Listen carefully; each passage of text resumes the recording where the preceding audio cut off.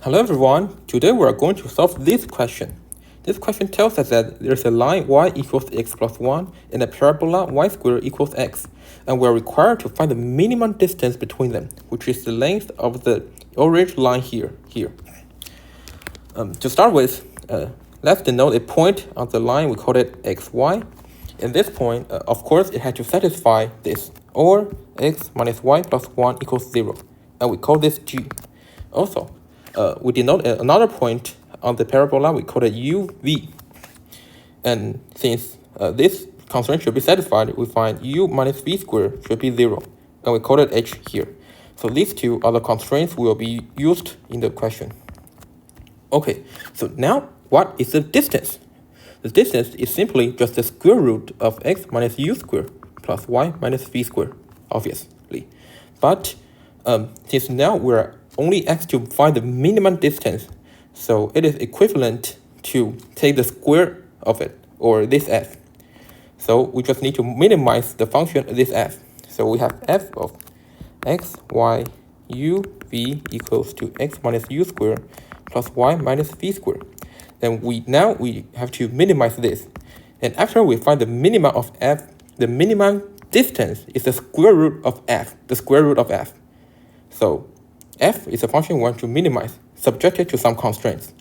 In this type of question, we can solve it with the Lagrange multiplier method. This method tells us that when f attains its minimum or an extremum, it must be the case where gradient f equals some constant coefficient lambda g, gradient g, plus some other constant coefficient lambda h, gradient h. And so this is the equation we need to satisfy. Now first we need to calculate all the gradients. So gradient f equals to partial f partial x, 2x minus u, and partial f partial y, 2y minus v, and partial f partial u, 2 x minus u again, but since here u has a negative sign, so here is the negative sign 2. And for v, it's a similar case. So it's like this. And also for gradient g, partial g partial x is 1, partial y is negative 1. And since g is not a function of u and v, the last two components are 0. And also for the h, since h is not a function of x and y, the first two components are 0, 2, and partial h partial u 1 and partial h partial v negative 2v. So this equation must hold. So all the four components must hold for this equation, right? Okay, so we immediately have this set of equation. And also don't forget the constraints. The constraints are these two, so we write it down also. Now, simplify it a little bit, we find this set of equation. And for convenience, we label them by 1 to 6. This set of equation seems to be complicated. However, if we look closely, we can find that equation 1 and equation 3 share a common term, this, 2x minus u. And hence, we can find that from 1 to 3, we get lambda g should be equal to negative lambda h. And also, if we look at equation 2 and equation 4, we find that there's also a common term here. So 2 and 4 gives negative lambda g should be equal to positive 2v lambda h. So these are the two equations we want to solve for now. So here is only two possible cases for this. The first case is where lambda g and lambda h are all zero. So this set of equation is naturally satisfied. And for the second case, if we have lambda g not equal to 0, and since lambda g is the negative of lambda h, we must have lambda h is not equal to 0 too, and these two coefficients are not equal to each other. Okay? Now, let's solve them case by case. For the first case where lambda g and lambda h are both 0, since equation 1 here now becomes 2 x minus u equals 0, we find x equals to u. And also, since here lambda g is also 0, we find y equals to v. And also the two constraints, we copy them. So y equals x plus 1 and u equals v squared, okay? Okay, so now we have to solve it. since these two are trivial, the set of equations is much easier to solve. And plugging them into the lower two, we find v equals u plus 1 and u equals v squared. And plug this in, we find v equals v squared plus 1, or v squared minus v plus 1 equals to 0. Or by quadratic formula, we find v is negative 1 plus minus I squared root of 3 over 2. So, but however, obviously this is imagery, right?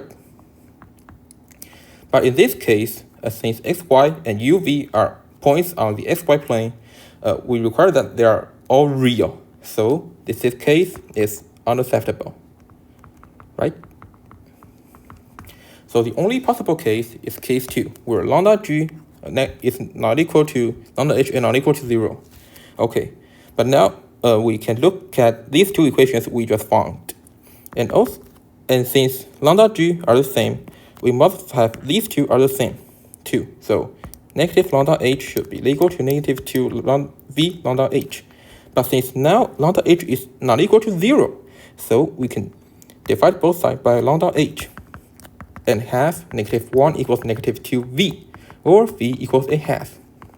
And since equation 6 gives us that u equals v squared, we find u is a quarter. Now, how do we find x and y? We can find it by equation 1 and equation 2. Equation 1 gives 2x minus u equals lambda g, and equation 2 gives 2y minus v equals negative lambda g. And obviously, these two are just negative to each other, right? Okay, so by this, we have x minus u equals the negative of y minus v, which is v minus y, or x plus y equals u plus v, a half plus a quarter, which is 3/4. So then we can combine it with the last constant y equals x plus 1, and solving them yields x equals negative 1 over 8, and y equals to 7 over 8. So these are the solutions.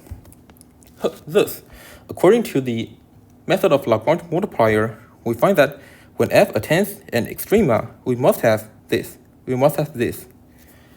And this extrema here is obviously the minimum. Obviously? Okay. So the minimum of f is just f of this thing, f of this, right? And so the minimum distance, as we have mentioned in the beginning, is the square root of f, So the minimum distance is just square root of f of this, which can be evaluated as 3 square root of 2 over 8.